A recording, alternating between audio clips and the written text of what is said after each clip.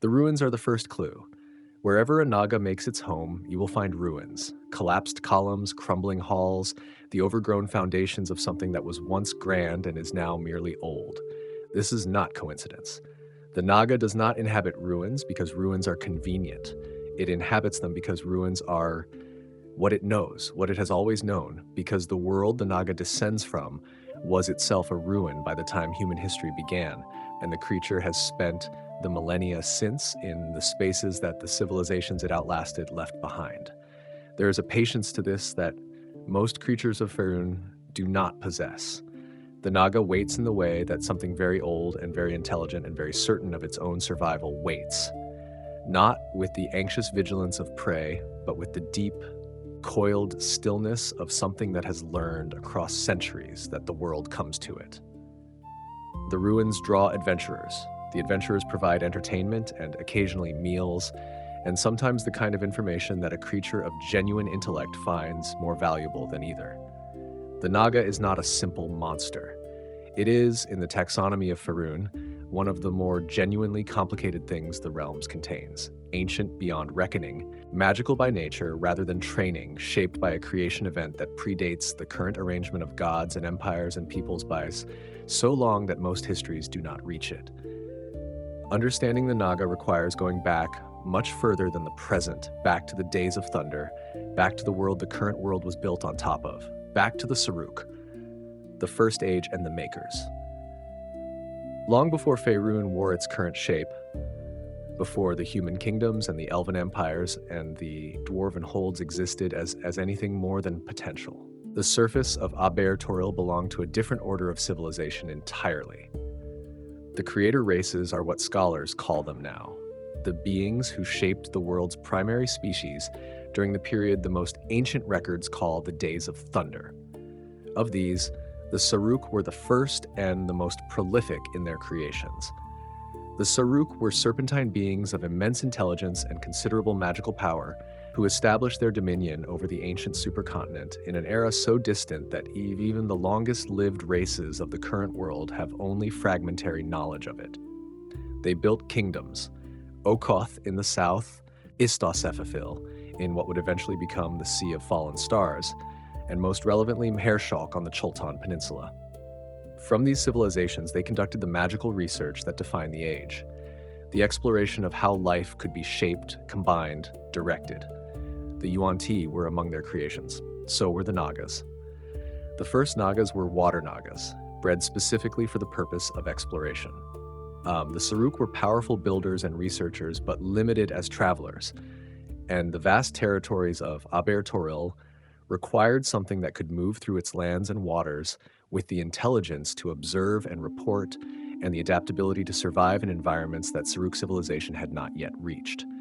The water Nagas served this function. Serpentine, amphibious, intelligent, capable of the basic magical operations their creators had bred into them. Over time, the Nagas' role expanded. They became guards and researchers, as well as explorers, integrated into the functioning of the Saruk kingdoms at levels that gave them access to magical lore their creators developed. The Saruk were, by the accounts that survive, not gentle masters. The relationship was one of created serving creator with the specific dynamic that entails.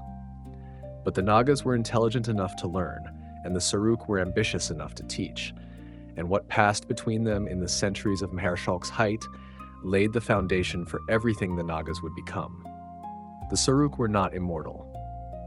Mahershalk declined, slowly at first and then completely, collapsing into the somnolence that eventually left the Yuan-Ti as the dominant serpentine civilization in the southern reaches, and the Nagas as inheritors of whatever magical lore they had accumulated during the service of their creators. By approximately -2024,000 DR, most Nagas had spread outward from Mahershalk into the wider world. The kingdom that had made them was effectively gone. The Nagas remained, and then the world serpent shattered, Shekinester and the fracturing eye.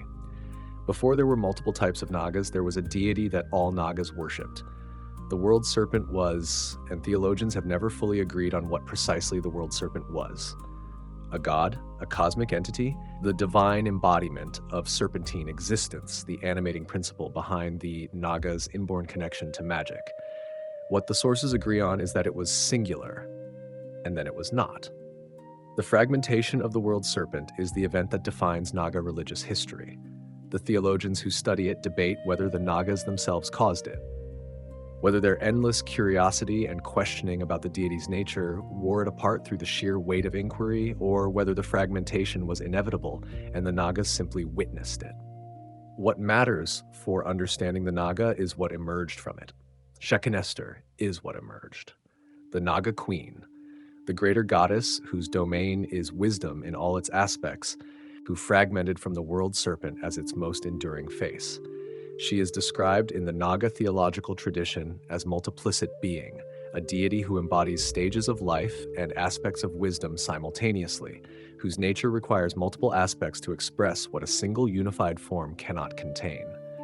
She is the weaver and the empowerer and the preserver, three aspects among others, each representing a different relationship with wisdom across the span of existence.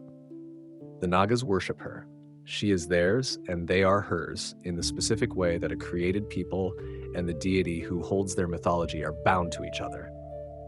Her son is Parafire, the Naga prince, who exists as both her divine heir and the guardian of a specific function, the containing of the destructive elements that the world serpent's fragmentation released. When Shekinester expelled the remnants of a rejected suitor named Sharstrun, an entity embodying the destructiveness that had caused the fragmentation in the first place, she tasked Parafare with hiding that destructiveness forever. The Naga prince complied.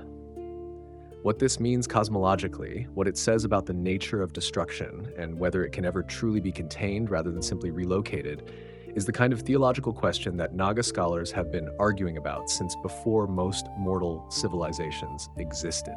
Accompanying the fragmentation of the world serpent was the diversification of the Naga races. Originally singular, the water Nagas, the species branched in the wake of Marshall's fall, different bloodlines emphasizing different traits that had always been latent in the Naga genome.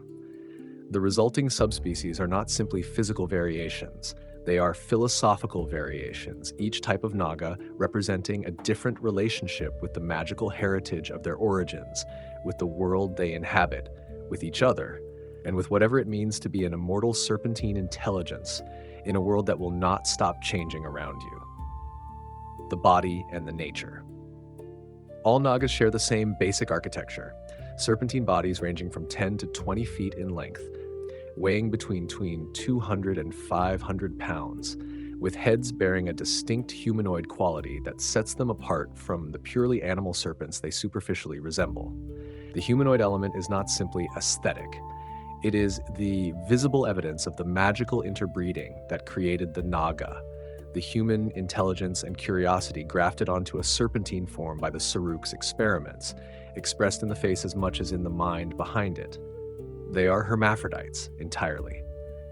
Not a species with two sexes that occasionally produce individuals of ambiguous classification, but a species for which the concept of sex, as the humanoid races understand it, simply does not apply.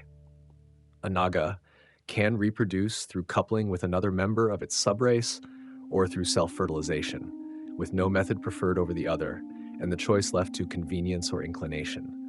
The concept of mates holds far less importance among Nagas than among almost any other intelligent species, which has significant downstream effects on how Naga society organizes itself, or rather fails to organize, in the ways that mating pair bonds drive other species to organize. They are cold-blooded in temperament as well as physiology, preferring warm climates and finding cold an active unpleasantness that affects their magical capabilities. Most of Faerun's major Naga populations are concentrated in temperate to tropical regions, and the Choltan Peninsula, the heartland of ancient Mareshalk, continues to support the densest concentration of Naga activity on the continent. The most important thing about the Naga body is the magic. Not as an add-on, not as something achieved through study the wizard learns spells, but as a birthright inherent in the Naga's nature, as completely as venom is inherent in a serpent's. Nagas are born with an understanding of magic that human wizards spend decades attempting to reach. The precise capabilities vary by subspecies and individual, but across all types, the Naga demonstrates a natural fluency with sorcery that makes even the weakest specimen a formidable magical opponent, and the strongest ones genuine forces with which Faerun's other powerful creatures must reckon carefully. They do not die of age. Every Naga, regardless of subspecies, possesses a form of rejuvenation that restores it to life after death within a period of days or weeks. Kill one, and it will return. The only exceptions are when another Naga performs the killing, when a wish spell is invoked specifically to prevent rejuvenation, or when the destruction is sufficiently complete that the process has nothing to restore from. Adventurers who have cleared a Naga from an ancient ruin only to return some months later and find it reestablished tend to come back with better preparation the second time. The lore gems, Lesser Kira, as they are technically called, are a Naga cultural institution worth noting. Nagas are collectors and preservers of knowledge in a deep and genuine sense, and the creation of these small magical stones that store information is one of the primary ways they perpetuate their accumulated learning. A Naga's lair is typically full of them, containing centuries of research, observation, historical record, and magical theory that the Naga considers worth preserving. This is both the Naga's contribution to the realm's intellectual heritage and the reason that clearing a Naga's lair is considerably more complicated than it first appears. What you do with the collected knowledge is a more difficult question than what you do with the collected danger. The Guardian Naga. Of all the Naga subspecies, the Guardian is the one that Faerun's non-serpentine civilizations find most comprehensible, and the fact that this is so says something interesting about both parties. The Guardian Naga is lawful good, genuinely, not as a description of behavior under normal conditions, but as an expression of something fundamental about how the creature relates to existence.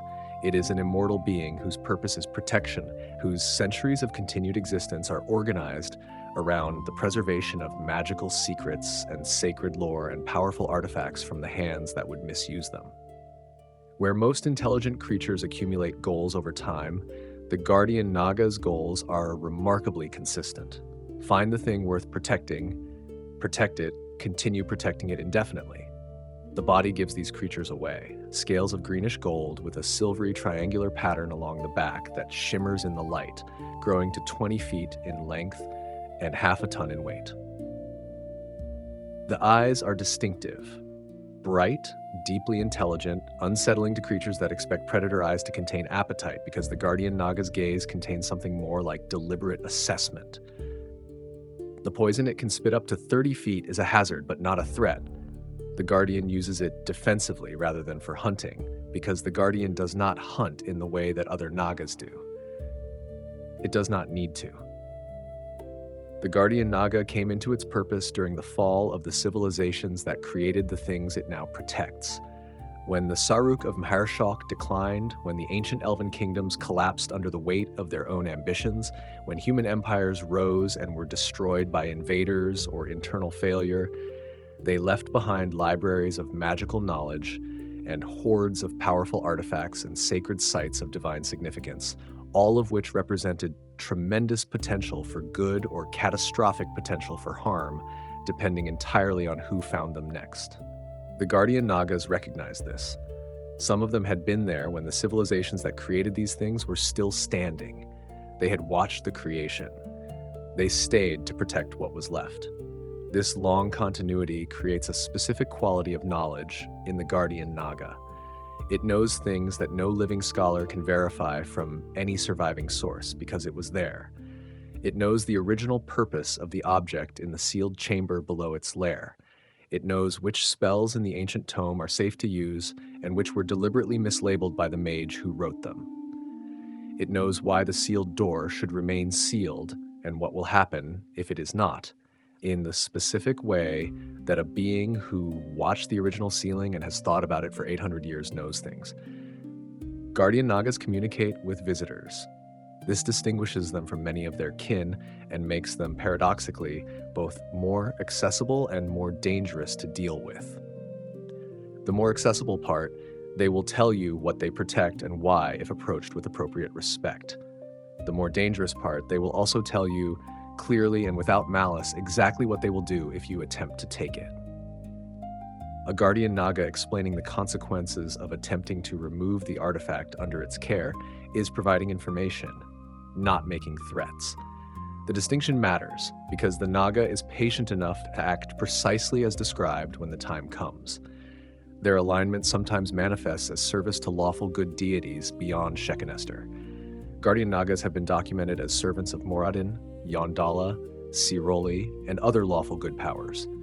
A flexibility and divine allegiance that reflects the Guardian Naga's fundamental commitment to the principle of protection rather than to any specific theological faction. The thing worth protecting can exist in many traditions. The Guardian Naga guards it regardless. The Spirit Naga. At the opposite end of the Naga moral spectrum, the Spirit Naga is what happens when the same fundamental intelligence and the same inherent magical capability are turned toward evil rather than protection. And the result is considerably worse than a simple reversal of the Guardian's qualities, because the Spirit Naga's evil is not the crude destructiveness of the undead or the animal appetite of a predator. It is the cultivated malevolence of a very old, very powerful creature that has had a long time to develop specific interests. The appearance broadcasts this. Where the Guardian Naga shimmers with something that might be mistaken for dignity, the Spirit Naga carries death with it visibly. Black scales with red bands, a humanoid face framed with stringy hair that falls around, features combining beauty with an underlying wrongness that the eye keeps trying to resolve and cannot. The smell of carrion is present even before the Naga moves, not as an incidental biological consequence, but as something the creature seems to generate intentionally, as if the stench is part of how it presents itself to the world.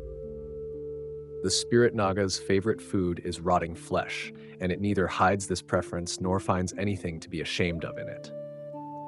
The Spirit Naga is a spellcaster of considerable power, the most powerful Naga type in pure magical capability, described in the tradition as akin to witches among the other races. Its magical repertoire includes not only the combat spells that make it dangerous in a direct confrontation, but the more subtle powers of control and manipulation that make it dangerous in every other context. The gaze of a Spirit Naga can charm, reducing its targets to willing servants who genuinely believe they are acting of their own volition. It does not need to be in physical proximity to do this. The effect works through eye contact, and the Spirit Naga is patient enough to arrange circumstances where eye contact becomes inevitable.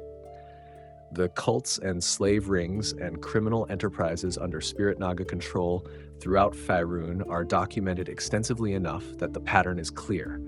The Naga operates at the center of a web of charmed individuals, each of whom provides some useful function and none of whom is aware of the full picture.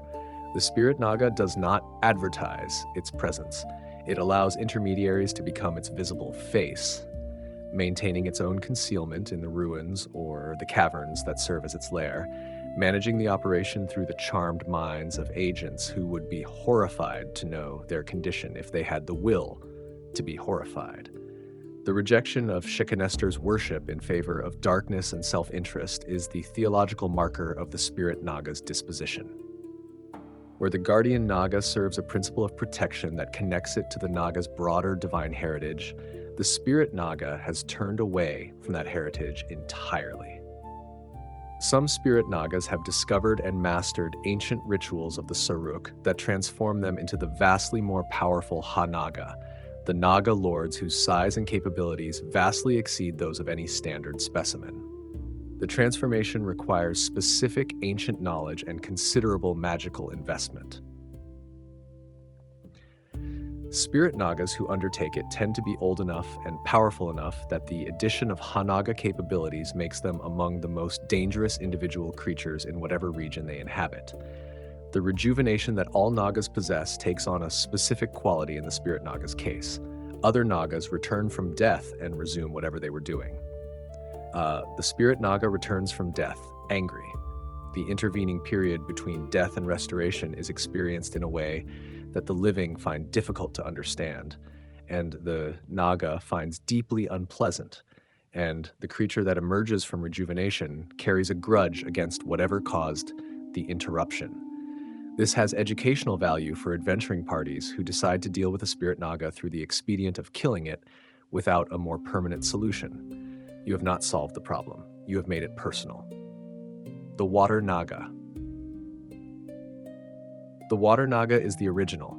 Every other subspecies descended from this one, branching away from the neutral baseline that the Saruk's first creation embodied when Mahershala fell and the unified Naga race dispersed. The Water Nagas did not change the way the others changed. They held to what they were made for. The body reflects this continuity.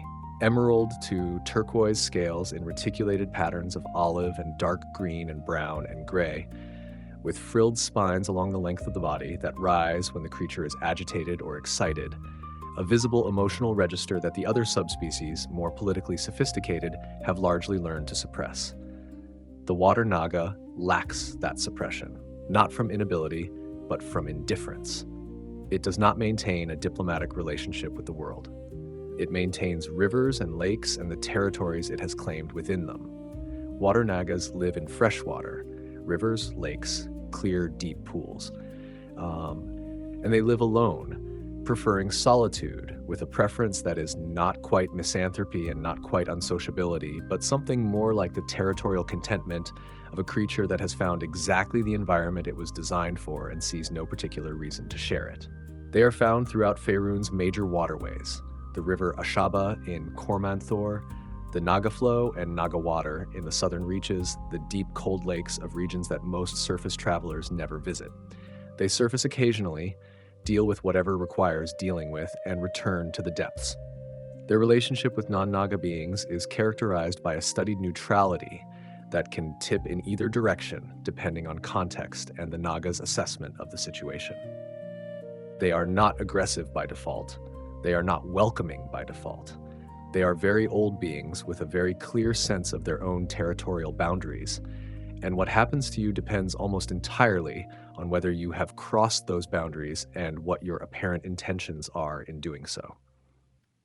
The Water Nagas call themselves the Najasara in their own language, a term that translates roughly as the true ones, and apply to all other beings, including other Naga subspecies, the designation Distasara, meaning hands of the embodiment.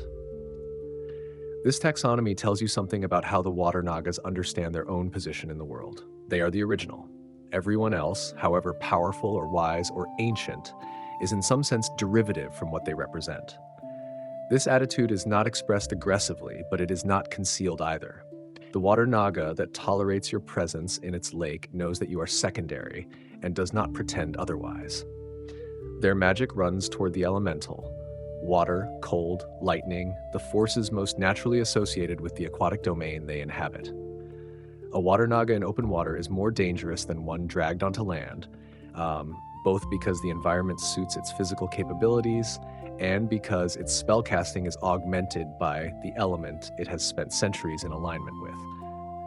Adventurers who have made the mistake of following a Water Naga into its domain to press an attack tend not to make that mistake twice, and the ones who survive the experience tend to be the ones who were close enough to the shore to reach it. The Dark Naga. Of all the Naga subspecies, the Dark Naga has the most disputed status in the literature. The established scholarly position, derived from older texts, holds that the Guardian, Spirit, and Water Nagas are the true Nagas, the direct descendants of the Saruk's creation, the branches from the original tree, while the Dark Naga merely resembles them. What this means precisely, whether it represents a completely separate evolutionary lineage that converged on the Naga body plan, or a much more ancient divergence than the other branches, is not resolved to anyone's complete satisfaction. What is not in dispute is what the Dark Naga is in practice, and in practice it is a lawful evil creature of considerable danger organized around the one instinct that distinguishes it most clearly from its relatives: the desire for power, specifically the power that comes from knowing what others do not. The Dark Naga is a purple-gray creature with a black ridge of sharp spines along its back and a narrow, surprisingly delicate head for a creature of its bulk.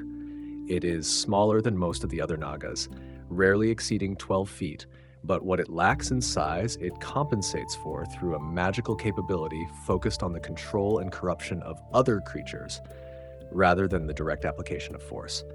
Charm and domination are its tools of choice, supplemented by the psionic ability to read thoughts. An ability the Dark Naga uses not in the dramatic telecombat that the term implies, but in the more practically useful sense of listening to what you are not saying while you say something else. The Dark Naga worships Sesinek, the demon lord who rules over lizard folk, and whose portfolio includes domination, corruption, and the subordination of others to one's own will. A theologically appropriate choice that reveals something about how the Dark Naga understands its own nature. Where the Spirit Naga has turned away from the Naga divine tradition in favor of self-serving evil, the Dark Naga has found a divine patron whose philosophy aligns with what the creature already is. It is not rebelling against Shekinester's tradition. It never particularly belonged to it. The bone Nagas that the Dark Naga creates are the clearest expression of its relationship with power over others. When a Dark Naga wishes a guardian for its lair, or a servant for a long-term task, it will sometimes kill another Naga, frequently one of its own kind, though any Naga will do, and animate the skeletal remains through necromantic ritual. The bone Naga that results is fully conscious, retaining the intelligence and magical capabilities it possessed in life, but bound to the will of its creator. It is loyal in the way that a prisoner is loyal, completely because the alternative is unavailable. The bone Naga loathes its condition. This is documented extensively in the rare accounts of bone Nagas that have been freed from their creator's control, or whose creators have died permanently. The first thing a freed bone Naga does, almost without exception, is express the specific quality of resentment that belongs to something very intelligent that has been subjected to servitude against its nature. It does not forgive. It does not forget. The Dark Naga that creates a bone Naga has made a specific enemy for whatever afterlife it eventually has to navigate. Within their own society, Dark Nagas accumulate and guard secrets with the obsessive care that other Nagas give to ancient ruins and magical artifacts. Information is the Dark Naga's hoard, and it manages that hoard with the same territorial ferocity that a Guardian Naga manages a sacred site. It knows things you want to know. It knows things about you that you have not told it. This is the nature of the encounter with a Dark Naga. You are always at an information disadvantage, and the Naga is always aware that you are, and the negotiation that results is never between equals, even when it appears superficially to be one. The bone Naga. The bone Naga does not fit neatly into the taxonomy of Naga subspecies, because it is not a subspecies. It is a condition. What a Naga becomes when it dies and is raised by another Naga's necromantic will, rather than returning through the rejuvenation that would otherwise restore it. The skeletal Naga retained for a moment and then extinguished and then sustained through pure animating magic is not a true Naga in any meaningful sense. The scales are gone. The flesh is gone. What remains is the articulated skeleton, 12 feet of it, with a cold luminescence in the eye sockets where eyes used to be. The intelligence is intact. The magical capabilities are intact, diminished from what they were in life, but sufficient for the purpose it is kept for. The loyalty is coerced, and the coercion is absolute. What the bone Naga experiences is worth considering, not from sentimentality, but from practical understanding of what you are dealing with if you encounter one. It is aware, it is present. It understands its situation with complete clarity. It serves because it has no choice, and it performs that service with the competence that its preserved intelligence allows, and it hates every moment of it with a purity of feeling that living creatures rarely sustain for long. The cold light in its eye sockets is not metaphor. The bone Naga is burning with something, and what it is burning with is the specific rage of something that should be dead and free but is alive and trapped. This makes bone Nagas simultaneously more dangerous than they appear on paper and more useful to their creators than simple undead usually are. The creature that reads your mind before it attacks you, that knows your specific vulnerabilities before the first spell is cast, that has had nothing to do for decades except wait and plan and develop strategies for exactly the encounter it is now having with you, is a different quality of threat from a mindless, undead guardian. The Bone Naga does not waste the consciousness it has retained. It uses it. The Nagas of Faerun. Nagas are found across the length and breadth of Faerun, in every region where the ruins of ancient civilizations provide suitable lairs and the climate is warm enough to sustain serpentine physiology. Their distribution follows the geography of the civilizations that preceded the current age. The ancient Saruk kingdoms, the fallen elven empires, the human states that rose and collapsed, leaving impressive rubble, the Netherese towers buried under the sands of Anarok, the Chultan ruins that predate every human settlement in the south. Najara is the closest thing the Naga has to a kingdom in the current era. A serpent realm in the Serpent Hills and the surrounding territory, ruled by Naga nobility with an army of lizard folk and Yuan-Ti subjects, organized around the specific political ambitions of the Naga lords who have managed to establish enough cooperation to maintain something resembling a state. It is unstable in the way that Naga political structures are always unstable, because Nagas are fundamentally solitary creatures, and their social impulses pull against the sustained collective effort that governance requires. Najara has existed through periods of expansion and collapse and reconsolidation, and its most recent configurations include the organized service of Spirit Nagas within its hierarchy.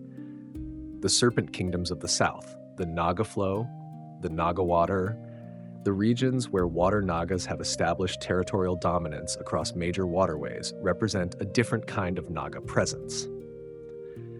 Not political organization, but territorial saturation, the result of enough Nagas in a concentrated area that the cumulative effect of their individual territories adds up to something that other races learn to navigate carefully. The interaction between Nagas and Yuan-Ti is complex and ancient and does not resolve into a simple characterization. They share creators. They share the serpentine heritage that the Saruk established in the Days of Thunder. They overlap in territory throughout the southern reaches. The relationship is generally antagonistic, stemming from the competitive dynamics of two intelligent serpentine species occupying similar ecological niches, but it is complicated by the occasional alignment of interests that produces temporary alliances, most notably the Guardian Nagas' willingness to protect Yuan-Ti temples when the goals of preservation and the goals of the Yuan-Ti happen to coincide. The Naga holds no particular loyalty to the Yuan-Ti. It holds loyalty to the thing being protected. The relationship between Nagas and adventurers, meanwhile, is the relationship between an immortal creature that has seen thousands of previous encounters with exactly this type of intruder and the specific individuals currently standing at the entrance to its lair. The experienced Naga reads the situation quickly. It knows what you are looking for. It knows what the object of your quest can do and whether you should have it. It has an opinion about this that is frequently more relevant than yours, given the comparative depth of relevant knowledge between you. Whether that opinion results in a conversation or a battle depends on the subspecies, the specific circumstances, and whether the Naga considers dialogue with you a better use of its time than the alternative. The Guardian Naga will talk to you. The Spirit Naga will charm you first. The Water Naga will tell you to leave. The Dark Naga already knows more about you than you know about yourself. The Bone Naga has been waiting for you specifically. All of them have been there longer than any city in Faerun has stood. All of them will be there when the current cities are the kind of ruins they already inhabit. This is the fundamental fact of the Naga, not its magic, not its intelligence, not its specific capabilities by subspecies. It is that the Naga persists. It was here when the world was young, and it will be here when the world is old, and everything that happens in between is history to the Naga in the way that a single season is history to the things that live for years. The ruins are the evidence. The Naga is the reason the ruins are still interesting. The question of wisdom. The Naga's relationship with knowledge and wisdom, Shekinester's domain, is the thread that ties the subspecies together despite their divergent moral dispositions. Even the Spirit Naga, even the Dark Naga, share with their more benevolent relatives the fundamental characteristic that they care about what they know and what they can learn. The collections differ. The purposes differ. The moral weight of what they do with their learning differs enormously. But the impulse toward accumulation and preservation of knowledge is present across the family in a way that makes the Nagas, as a group, something distinct from the other powerful monsters that inhabit Faerun's ancient places. The Guardian Naga preserves knowledge because it might be lost otherwise, and its loss would diminish the world.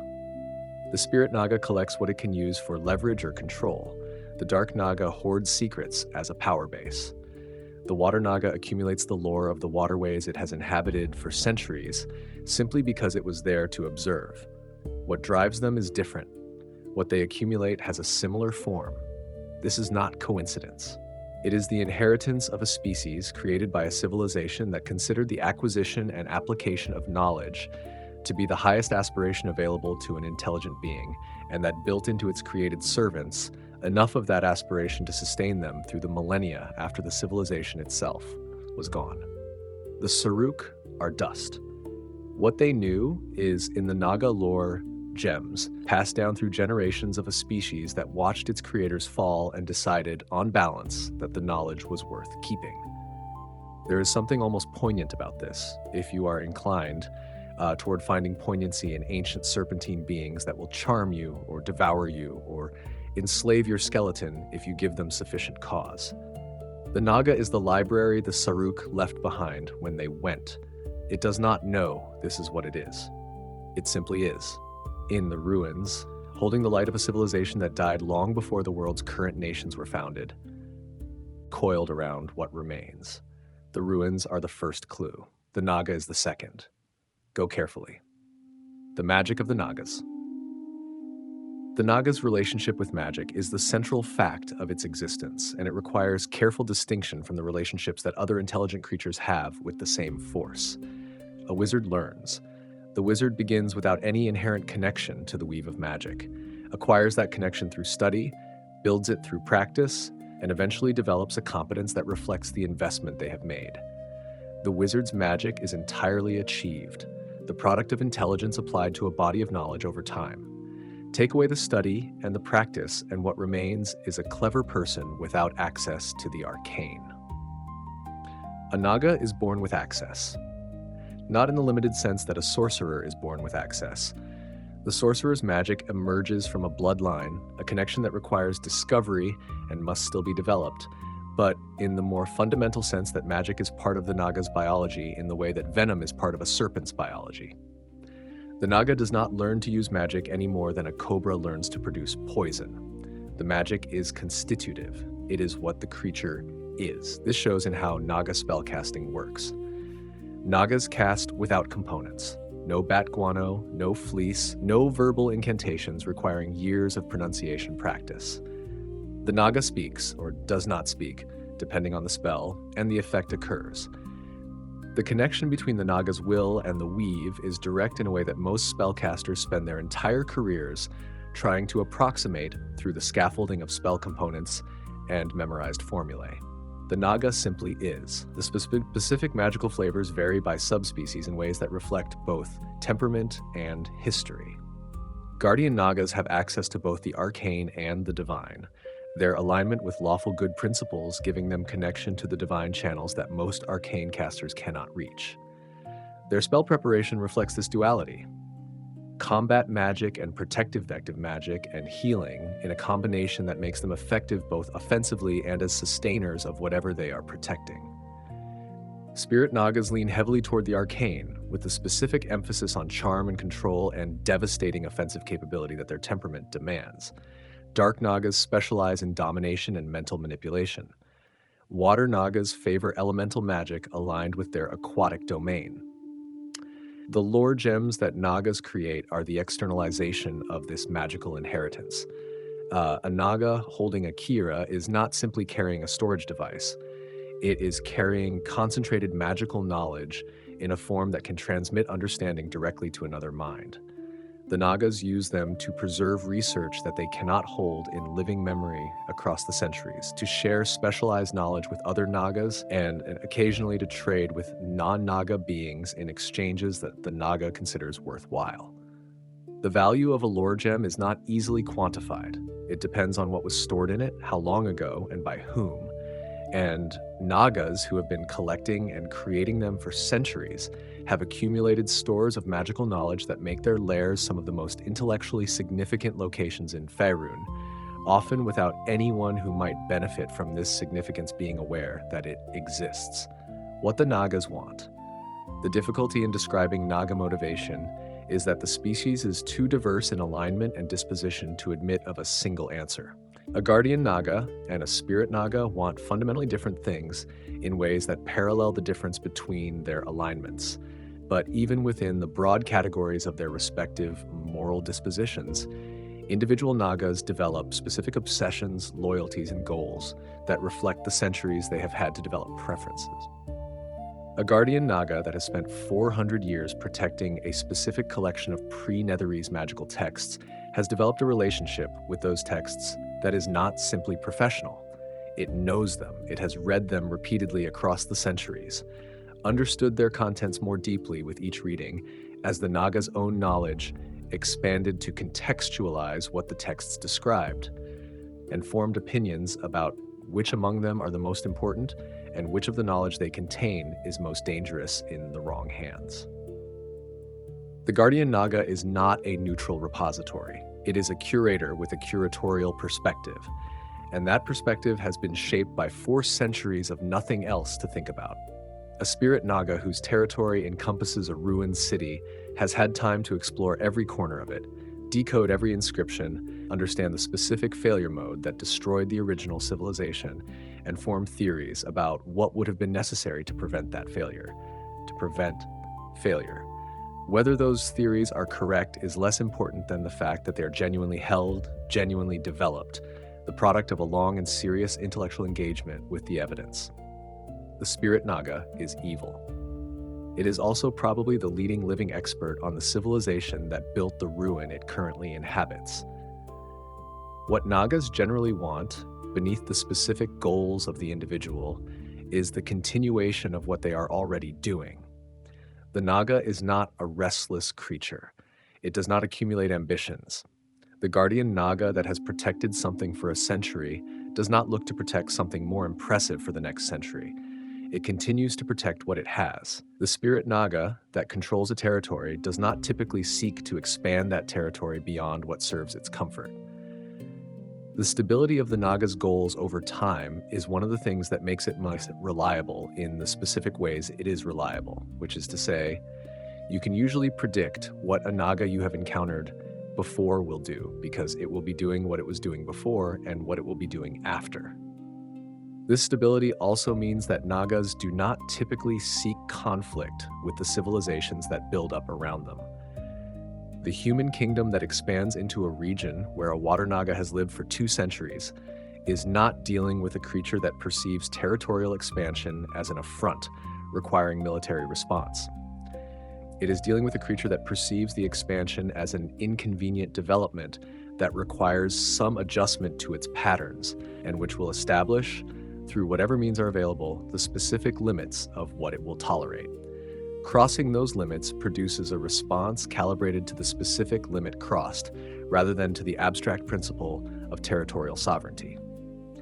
The exception is the Spirit Naga, which does not operate on these pragmatic lines because its goals are not about equilibrium, but about control. The Spirit Naga in a region is not passively inhabiting it. It is actively shaping it, using the charmed agents at its disposal to influence events in directions that serve its interests.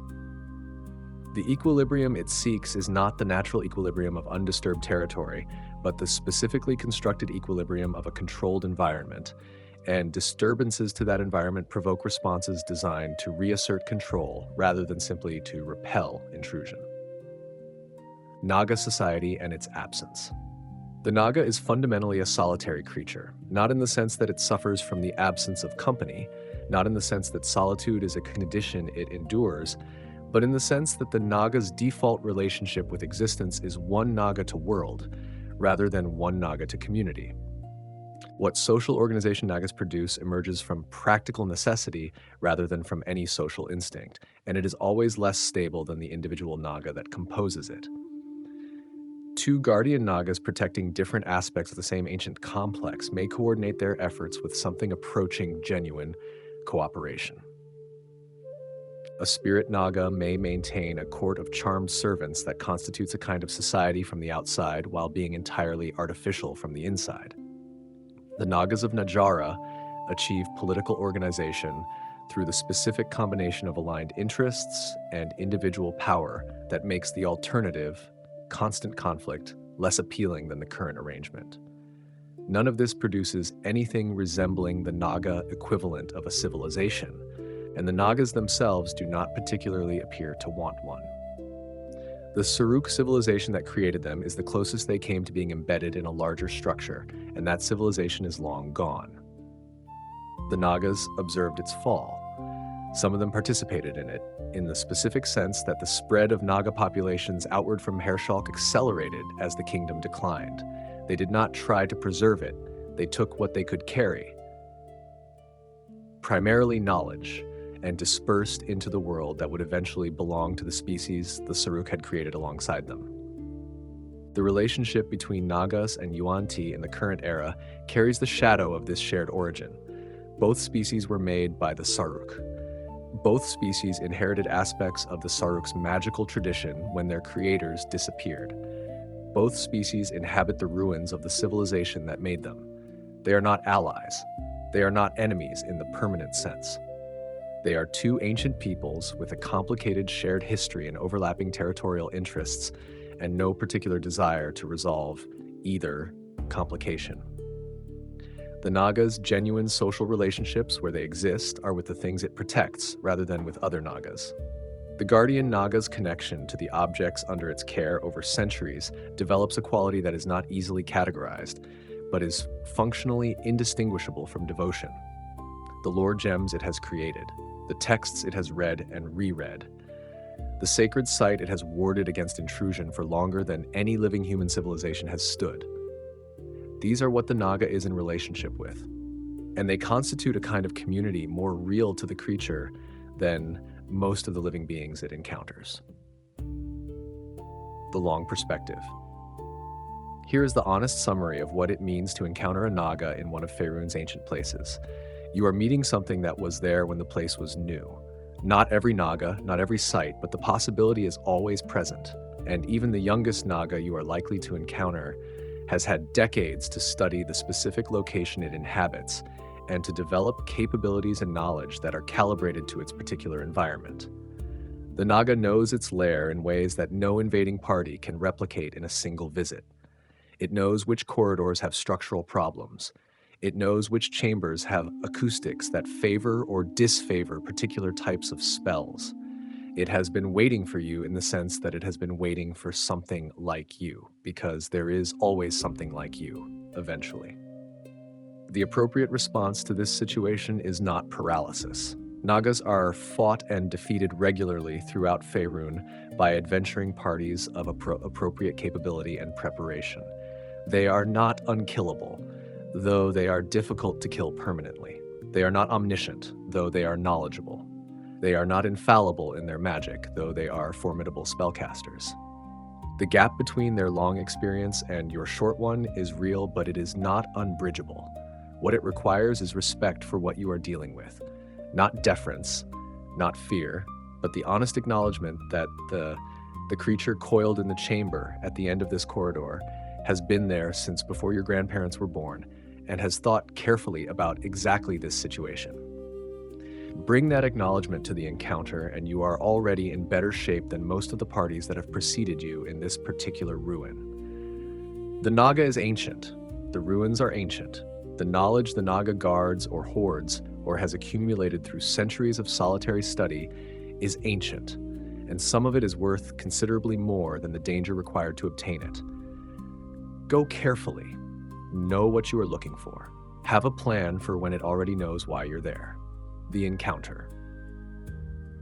The most common mistake made by adventurers entering a Naga's territory is treating it as a combat encounter that happens to have a preamble. The Naga is intelligent, ancient, and aware of everything that has entered its lair since the last time anything entered it. By the time you are close enough to see it, the Naga has already made several decisions about you. The Guardian Naga's decision is usually whether to speak first or act first, and it defaults to speaking unless you have already done something that removes that option. This is the subspecies most worth approaching with your intentions on the surface. Deception is possible in principle and inadvisable in practice because the Guardian Naga has spent centuries evaluating the motives of the people who come to it, and it is very good at this. What it responds well to is honest acknowledgement of what you want and genuine engagement with why you should or should not have it. If your reasons are good, the Guardian Naga may help you. If they are not, you will find out quickly, and the transition from conversation to violence in a Guardian Naga is faster than you expect from a creature that was just speaking to you calmly. The Spirit Naga does not begin with conversation. It begins with assessment of which among your party is the most useful charmed servant, and the charm attempt comes before you are aware you are being assessed. Awareness is the defense, knowing that the gaze has this quality and refusing to meet it directly until conditions are established in which you are dealing with the Naga rather than looking at it. This sounds simple and is not, because the Spirit Naga is also a spellcaster of real power, and managing both the threat of the gaze and the threat of the spell repertoire simultaneously requires either significant magical protection or the kind of tactical discipline that is harder to maintain than it is to describe. The Water Naga's decision is usually territorial, whether you are within the boundaries it has established and whether your presence there has a legitimate purpose by its assessment. If you are in its lake uninvited, it wants you to leave. It will tell you this. If you leave, the encounter is over. If you do not leave, the encounter escalates in an environment that strongly favors the Naga, and you have had fair warning, like which the Water Naga will note in whatever passes for its internal record of grievances. The Dark Naga has already read your surface thoughts by the time you are deciding how to approach. It knows your intention, your anxiety, and in broad strokes the capability you are bringing. What it does with this information depends on what it wants from you, which may be anything from immediate violence to a protracted negotiation designed to extract something the Naga values, a piece of information, an artifact you carry, the performance of a service in exchange for safe passage. The Dark Naga does not commit violence when manipulation is available, because manipulation is more efficient and leaves its tools intact for future use. The moment when manipulation has yielded everything it can yield is when violence becomes available. In all cases, the Naga uses its knowledge of its lair as aggressively as its magical capabilities.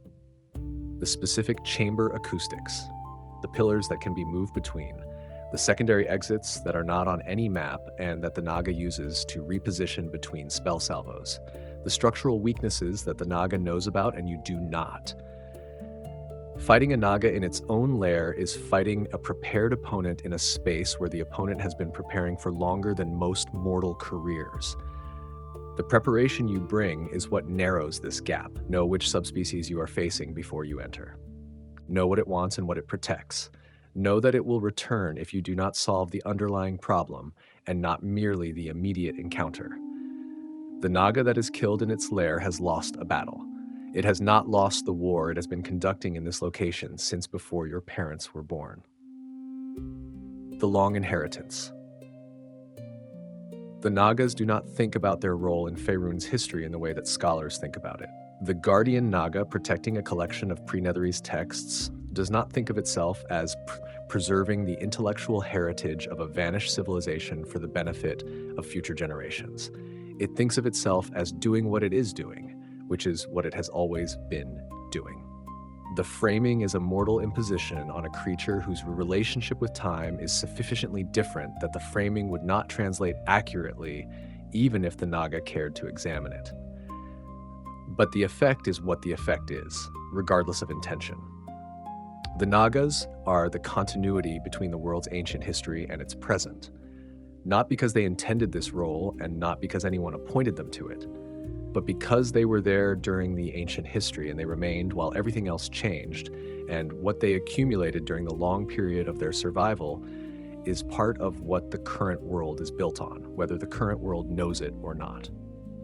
The Nether Scrolls, the foundational magical texts whose creation the Saruk's organization, the Bayateeth, is credited with, which became the basis for the magical traditions that eventually produced the weave, passed through many hands across the centuries, and Nagas were among those hands at various points.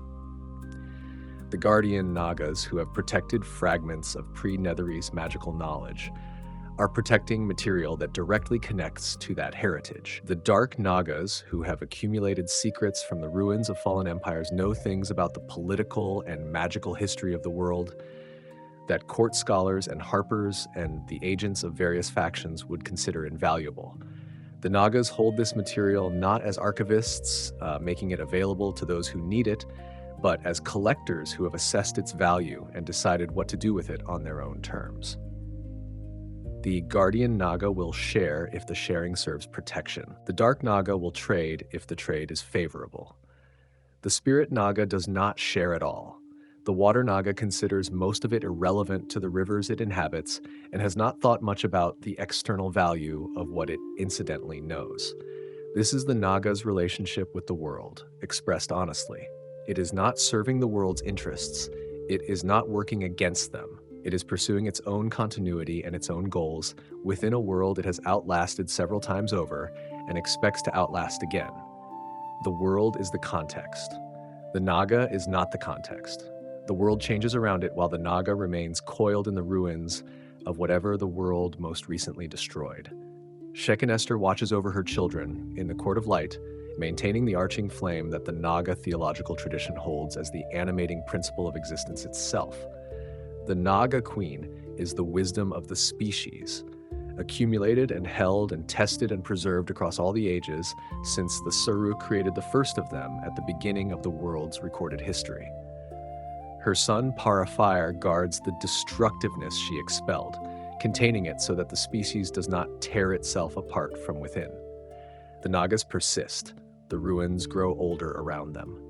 The civilizations that built the ruins are academic subjects studied by scholars who have never seen a ruin that was new. The Naga was there when it was new. It remembers. Whether it will tell you is a different question entirely. The matter of the lore gems. The Kira that Nagas create are not widely understood by Faerun scholars, who encounter them occasionally in the lairs of destroyed Nagas, and frequently cannot determine what they contain without the kind of magical investigation that carries its own risks. A lore gem is a concentrated store of knowledge in a form that transmits directly to a receptive mind, and the Nagas who created them were not designing them for easy use by species other than their own. What some of them contain has been the subject of considerable academic controversy when the contents become known. A lore gem found in the lair of a Guardian Naga in the Serpent Hills in the mid-1300s DR was determined to contain a detailed account of the fall of Mahershalk, written by a Naga who witnessed it from within the Saruk civilization, the kind of primary source that historians of the ancient world would normally have no access to, describing the specific mechanisms of a civilizational collapse from the perspective of an intelligent being who lived through it. The record was not created to be useful to historians. It was created because the Naga who made it considered the information worth preserving, and that Naga is long dead and what it knew lives in the gem. There are estimated to be thousands of such gems scattered throughout Faerun, in lairs active and abandoned, in the possession of Nagas who know what they contain, and Nagas who have inherited collections from predecessors and have not yet cataloged everything in them. Some contain practical magical knowledge, spells, formulae, theoretical frameworks for understanding the weave that the current weave's academic tradition has not independently developed. Some contain historical information. Some contain the extended meditations of Nagas who had nothing else to think about for long periods and used the gems as a journal. The practical magic knowledge is the most immediately valuable and the most dangerous. A lore gem containing a spell developed by a Saruk-trained Naga in approximately 20,000 DR is not a safe repository for a contemporary wizard to simply open and absorb. The magical tradition it comes from is ancestral to the current tradition, but is not identical to it, and the assumptions embedded in the spell design reflect the magical theory of a civilization that operated before the weave existed in its current form. Using such a gem requires careful scholarship to contextualize what it contains. The kind of scholarship that takes years and that most adventuring parties are not in a position to conduct while standing in a ransacked Naga lair with the original occupant potentially returning in 2 weeks. Leave the gems to the scholars is the practical advice, or take them to the scholars. But the impulse to simply crack one open and absorb what it contains is the kind of impulse that has caused significant problems in enough documented cases that the advice against it appears in multiple independent texts. What the ruins know. The ruins are the first clue. This is where we began, and it is where we end, because the ruins are the constant and everything else. The Nagas, the lore gems, the theological heritage of the world serpent and its fragmentation, the specific capabilities of each subspecies, the encounter dynamics, and the political geography of Najara and the water Nagas in their rivers. All of this is the explanation of what the ruins mean. The ruins are not empty. They have never been empty. The things that built them left, eventually, or were destroyed, but the things that inhabited them alongside the builders stayed, and the things that moved in afterward are still there. And the ruins hold the evidence of all of them layered on top of each other, the way the geological record holds the evidence of successive ages. A Naga's lair is not simply a dangerous location requiring clearance. It is a continuous occupation of a site that has been occupied since before the ruins were ruins. The Naga that inhabits an ancient elven hall was in that hall when the elves were still using it, or its ancestor was, or the Naga itself simply moved in after the hall fell and has been there for the 4 centuries since. The distinction matters less than the continuity.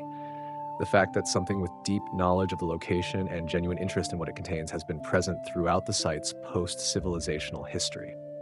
This is what the Naga represents in the ecology of the Forgotten Realms.